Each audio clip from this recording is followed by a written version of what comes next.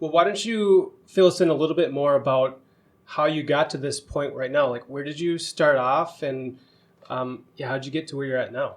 Sure. So I met 5 other guys. We have 6 partners in the company. We met back in 2011.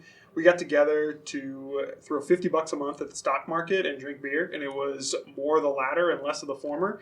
And there were a couple of guys within that larger group that said, hey, we're interested in purchasing real estate. Half the group said that's a terrible idea because it was 2011, and the other half said, I'll think about it.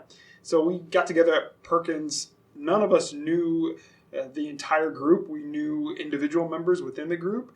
And honestly, at the time, I never thought it would be much more than a couple of rent houses. We started investing in townhomes because we didn't have a lot of money, and it was a good way to amortize your risk, because if you did your homework on the HOA, they would take care of the exterior portions of the property, some of your major CapEx issues that can come up. And so we all wrote checks. I think at that time it was a $5,000 check, all the cash I had to my name, pretty much. I was a single guy. I was like, well, if I lose this, I'll figure it out from here. And from there, that was 2011, we were able to grow about 4 or 5 properties every couple of years. We primarily focused in townhomes, and then things really changed for us in 2015. A couple of key things: we met some other investment partners who were doing apartment deals around the Twin Cities. And then we also got connected with Bridgewater Bank, and that was the first true commercial bank that we had seen. And when you have the right financing partner, it can change your business. And so there we got into multifamily. I was actually down in Texas at the time because I lived in Minnesota, moved away to do some fundraising for a nonprofit, made my way down to Austin, Texas, and stayed involved with the company as we did continue to grow, and I was managing things remotely. And then in 2017, when the company had grown, at that point in time, we were probably close to like 350 doors that we had invested in or that we owned. The company had the need and the opportunity to have somebody do this full time. And I was really looking to be planted, to stop traveling as much as I was. And it was just a wonderful opportunity to do something I loved, to do something I felt called to do. And that's what brought me up here and where we are today. Wow, that's really neat. I didn't plan this question, but tell me a little bit about investing with partners. Because I think a lot of people maybe start off with just their own investments, but it sounds like you've started with a group of people. And so tell me the dynamics about that. Sure.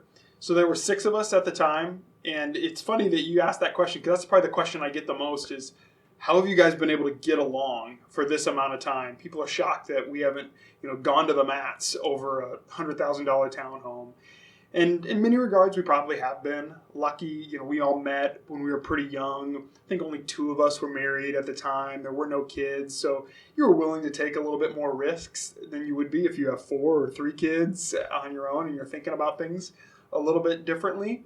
But I really credit, Ben Ferret, who's my other partner that works with me full time now. He just recently left his job at Target. I still remember the first time we all got together, Ben sat us down and said, well, what's everybody looking for out of this? Let's make sure we're on the same page. It wasn't anything really formal, but that really started the culture of our relationship of being incredibly forthright in that regard. And we still talk because we meet quarterly. Ben and I obviously touch the business more so than the other 4 do now because we do it day to day. But it's, all right, what does the health of the business need? But then what do you need out of the company in terms of where is your financial plan taking you and your family? So there's a pretty open dialogue in that regard. Yeah, it can present challenges, but for us, it's been just wonderful opportunities because of the connections where we've been able to scale people that we've met. All the business opportunities that have come to us have been through personal connections through the partners. And then we've had people bless us with investments that we've been able to grow and scale our company. And all of those have been through personal relationships as well, through one of the partners or through other investors that we've worked with along the way. Want to hear more on this topic? Click the link below for the full episode of Maximizing Your Property Value.